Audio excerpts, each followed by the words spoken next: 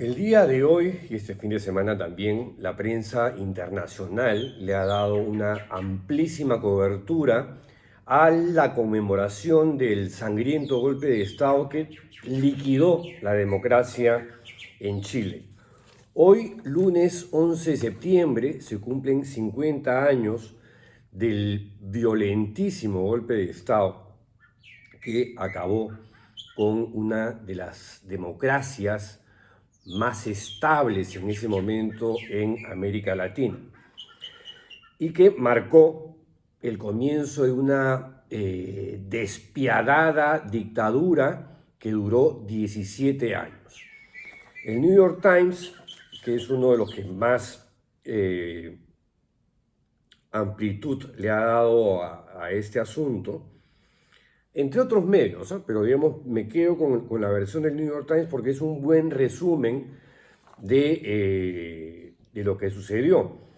Habla, por ejemplo, de cómo una conspiración civil y militar se suscitó para derrocar al presidente democráticamente electo Salvador Allende. Y esto con la ayuda de la CIA, lo cual está documentado, ¿no? Hay documentos desclasificados donde Nixon, Kissinger y gente de la CIA, digamos, intervienen indirectamente en la consumación del golpe de Estado.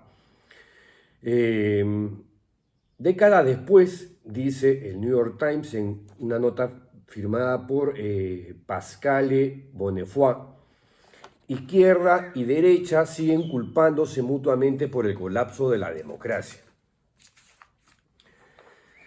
El 11 de septiembre de 1973, Salvador Allende se negó a abandonar el Palacio Presidencial a pesar de las amenazas de la Fuerza Aérea de que lo bombardearía si acaso no se rendía, cosa que efectivamente ocurrió hacia el mediodía de ese 11 de septiembre hace medio siglo. Las imágenes, por cierto, son impactantes y devastadoras, ¿no? La Fuerza Aérea bombardeando el Palacio de Gobierno, el Palacio de la Moneda. Allende era médico de formación, pero político de carrera. Fue miembro del Congreso durante 25 años. Fue elegido democráticamente en 1970.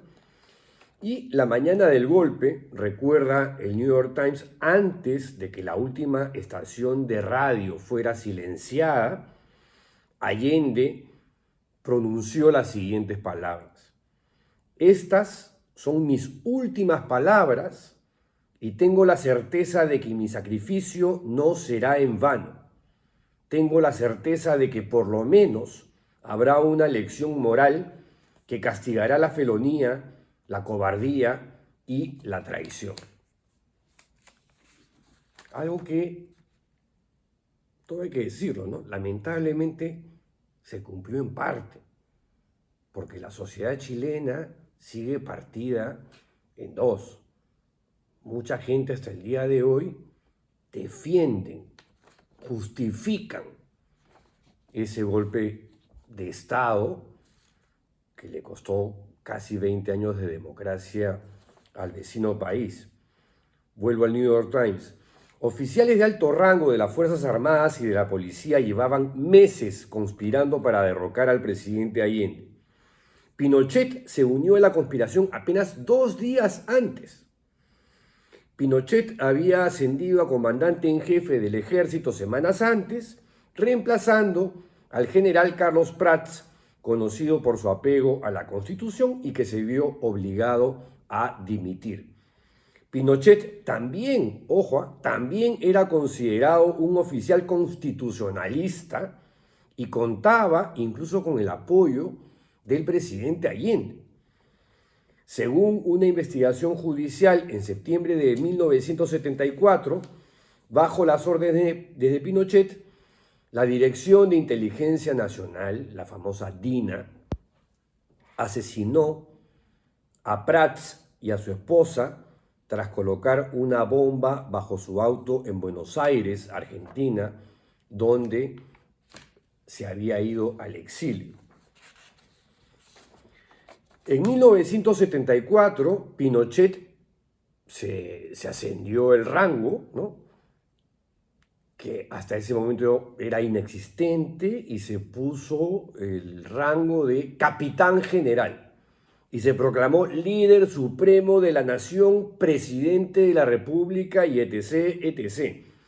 Y durante casi 17 años, Augusto Pinochet concentró todo el poder en un solo puño, ¿no?, en su mano.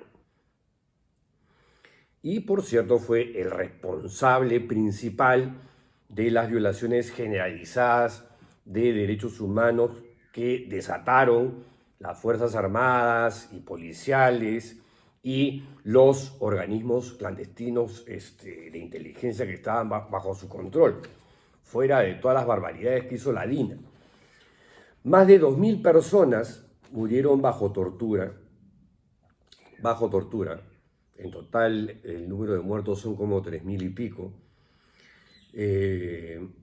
O fueron ejecutadas o asesinadas por otros medios, y casi 1.500 todavía continúan desaparecidas, según informes emitidos por diversas comisiones de la verdad que se han creado por los gobiernos de Chile en las últimas décadas.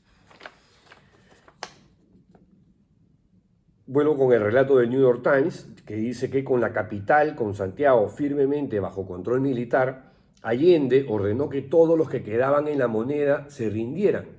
Y él se quedó y se disparó, se suicidó minutos después.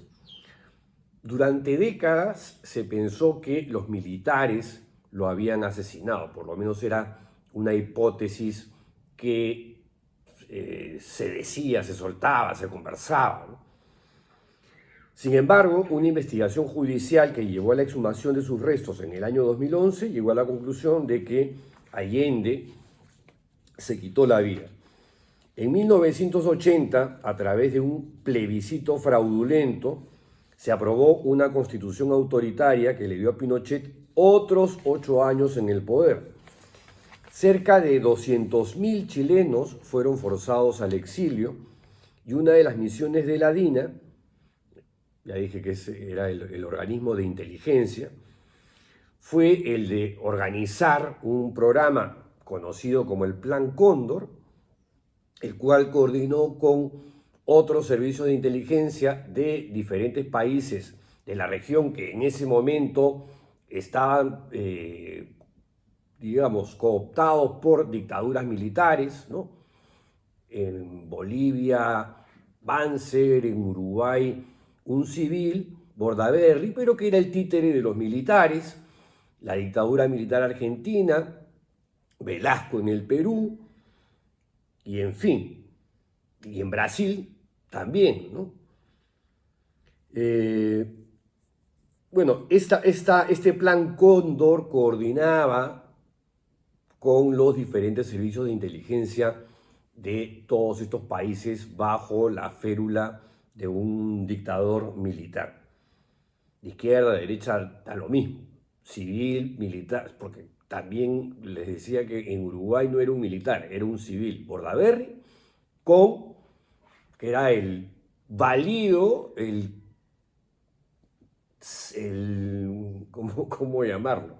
Era un títere, la marioneta de los militares uruguayos.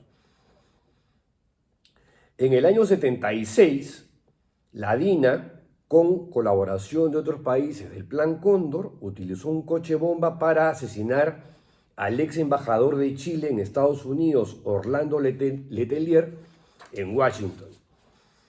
Según registros oficiales, siempre según el New York Times, se establecieron alrededor de 1.200 centros clandestinos de detención y tortura en todo Chile, donde más de 40.000 personas fueron torturadas. Yo he estado en el sitio de la memoria, el lugar de la memoria en Santiago, y realmente es impresionante. En otras informaciones, de acuerdo a la BBC, por ejemplo, según las diferentes comisiones de la verdad que se han establecido en las últimas décadas, la cifra total de víctimas calificadas oficialmente en Chile es de 40.175 personas, incluyendo ejecutados políticos, detenidos, desaparecidos, víctimas de prisión política y tortura.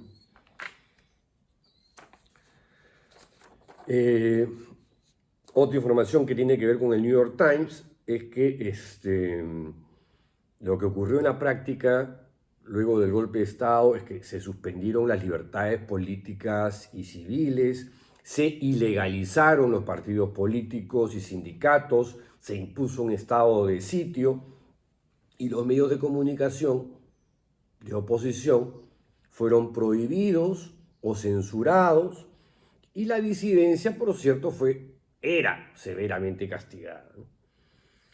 Pinochet renunció al cargo de comandante en jefe del ejército en el año 98 y fue arrestado en Londres.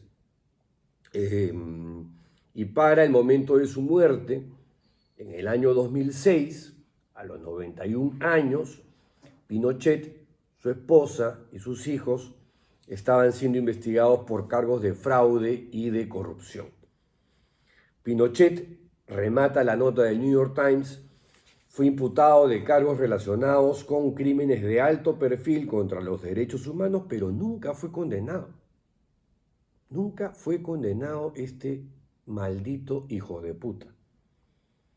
Hoy en día, unos 270 oficiales militares y agentes cumplen condenas por delitos contra los derechos humanos.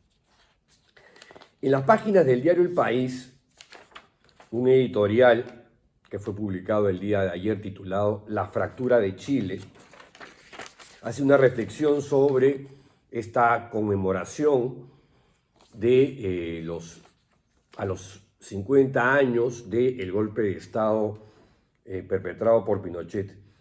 Y dice, entre otras cosas, que medio siglo debería de ser tiempo suficiente para lecturas reposadas que miren más hacia el futuro que hacia el pasado. No ha sido el caso chileno.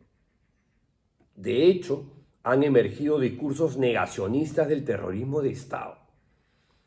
Sobran las pruebas de las atrocidades del régimen pinochetista. Sin embargo, hay gente negacionista. En Argentina igual, acá también, ¿no? Como prueba de las tensiones actuales, dice el editorial El País, el legado pinochetista todavía perdura. Como resultado, Chile está hoy partido en la condena a la barbarie pinochetista. Y termina diciendo, Chile está ante un momento crucial de su historia, no hay excusas para el terrorismo de Estado ni para la violencia, cualquiera que sea el origen. La expresidenta Michelle Bachelet, también en el diario español El País, publica un artículo extenso donde hace una reflexión sobre lo que ha pasado en estos 50 años y dice una cosa bien fuerte, dice, 50 años después, no hay claridad sobre los consensos mínimos que tenemos como país respecto de este capítulo de nuestra historia. Y luego más adelante dice que el mayor aprendizaje que podemos rescatar de esta conmemoración es que no se puede abandonar la labor de construir memoria. Estaba chequeando también en otro medio que según una encuesta reciente, el 36% de los chilenos, que no es moco de pavo, 36% cree que Pinochet tenía razón al dar el golpe de Estado. Con todas las consecuencias que eso conllevó, ¿no? En fin, una lección creo, desde mi pequeño punto de vista, ¿no? Y que deberíamos aprender o extraer como lección de lo sucedido en Chile y de lo que está ocurriendo actualmente en el Perú, en nuestro país. Y es que la democracia es muy fácil de socavar. Es muy fácil. Lo estamos viendo que desde el Congreso se están levantando la democracia en peso. De una manera alucinante, burda y grotesca. Y eso va a pasar, sí o sí, si no la defendemos. Y la libertad, como hemos visto en Chile, en el Perú, en Argentina, puede ser secuestrada también de una manera fácil si no la defendemos. Y el Estado de Derecho puede caer, como estamos viendo en el Perú, que se está cayendo pero a pedazos. Y eso va a ocurrir si no se defiende al Estado de Derecho. En fin, he hablado demasiado para este inicio de semana, pero no podíamos dejar de comentar la importancia de esta fecha para Chile, para el Perú y para toda América Latina. Hasta mañana, si la tolerancia lo permite. ¡Chao!